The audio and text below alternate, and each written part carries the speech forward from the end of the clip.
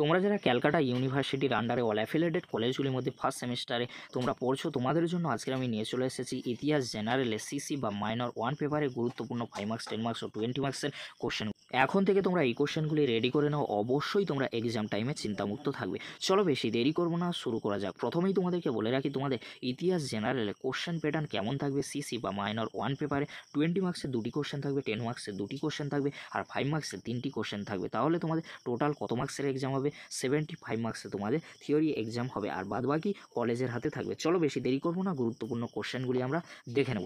প্রথমে তোমরা দেখে নাও 10 অথবা 20-র জন্য গুরুত্বপূর্ণ কয়েকটি কোশ্চেন। ফার্স্ট কোশ্চেন, ভারতে মধ্যপ্রস্তর যুগের বৈশিষ্ট্যগুলি আলোচনা করো।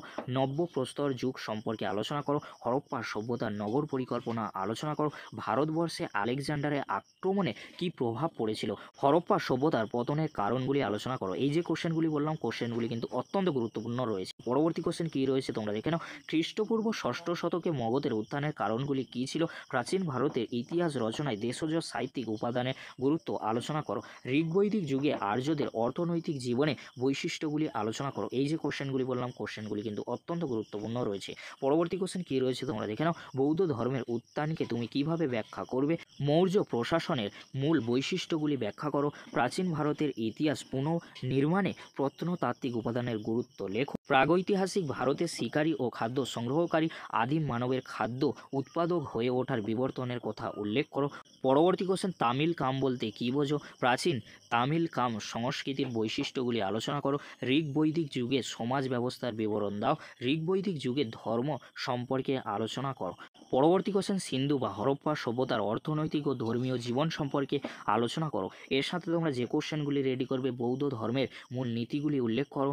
বৌদ্ধ ধর্ম ও জৈন ধর্মের মধ্যে পার্থক্যগুলি লেখো। এই কোশ্চেনগুলি তোমরা 10 অথবা 20-র জন্য রেডি করে নাও। আর তোমাদেরকে বলে রাখি, এই কোশ্চেনের উত্তরগুলি পেতে অবশ্যই তোমরা চ্যানেলটি সাবস্ক্রাইব করে রাখো। এবারে তোমরা দেখে নাও 5 মার্কসের জন্য গুরুত্বপূর্ণ কয়েকটি কোশ্চেন। প্রাচীন ভারতের ইতিহাস উপাদান হিসেবে মুদ্রার গুরুত্ব লেখো। মৌর্য সাম্রাজ্য পতনের কারণগুলি লেখো। নব্য প্রস্তর যুগ সম্বন্ধে টিকা লেখো। পরবর্তী কোশ্চেন, প্রাচীন ভারতের ইতিহাস রচনায় প্রত্নতাত্ত্বিক উপাদানের গুরুত্ব কী ছিল। বৈদিক যুগে জাতিভেদ প্রথা সম্পর্কে লেখো।